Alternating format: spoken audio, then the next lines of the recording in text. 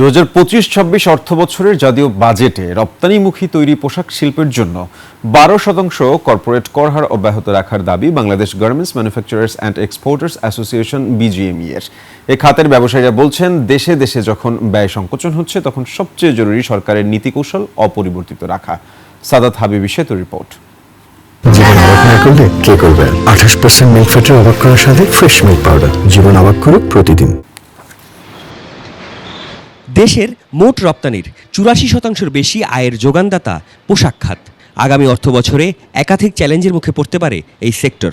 মূলত যুক্তরাষ্ট্রের আরোপ করা শুল্ক, ভারতের ট্রান্সশিপমেন্ট বাতিল ও গ্যাসের দাম বাড়ার কারণে রপ্তানিমুখী খাতটি ঝুঁকিতে রয়েছে। 2025-26 অর্থবছরের জাতীয় বাজেটে রপ্তানিমুখী তৈরি পোশাক শিল্পের জন্য বর্তমান কর্পোরেট কর হার 12% অব্যাহত রাখার দাবি খাত সংশ্লিষ্টদের। কারখানার মালিকরা আগামী 5 অর্থবছরের জন্য উৎসে কর 0.5% করার দাবি করেছেন।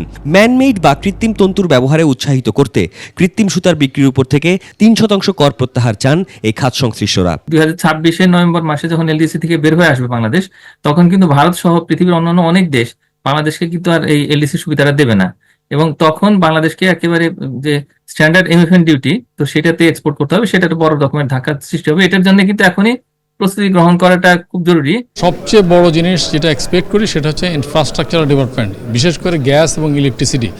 এইটার যদি উন্নতি না হয় তাহলে ইন্ডাস্ট্রি কিন্তু টিকবে না, আরও প্রতিনিয়ত ইন্ডাস্ট্রি সিক হয়ে যাবে। ট্যাক্স যেটা নিচ্ছেন একদম অ্যাডভান্স দিচ্ছি, তারপরে যেটা হওয়ার দরকার, যে হয়রানিটা না হওয়া দরকার, এটাই আমাদের প্রত্যাশা।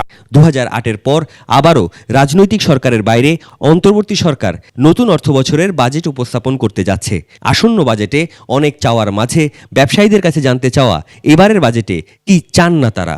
সেই ধরনের পলিসি কত নেওয়া দরকার যে বাজেটে যেটা যে লং টার্ম বেনিফিটগুলো যেন থাকে। প্রতি বছর যে পলিসি পরিবর্তন হয়, এই পরিবর্তন চাই না। একটা পলিসি দিলে সেই পলিসিটা অ্যাটলিস্ট 5 ইয়ার্স সাস্টেন করা উচিত। নন কটন আরএমজি সেই দিকে যাতে যারা আরএমজি এক্সপোর্টার তারা যেতে পারে, সেটার জন্য নীতিগত সুযোগ দিতে হবে, এবং কটন এবং নন কটনের জন্য একই রকমের ট্যারিফ এবং নন ট্যারিফ পলিসি সেগুলো ধার্য করতে হবে।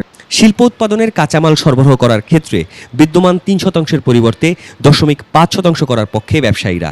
এছাড়া তুলা ও সুতা সরবরাহ করার ক্ষেত্রে 1% উৎসে কর কমিয়ে 0.50 করার দাবি ব্যবসায়ীদের। সাদাত হাবিবি সেতু, 21 টেলিভিশন, ঢাকা।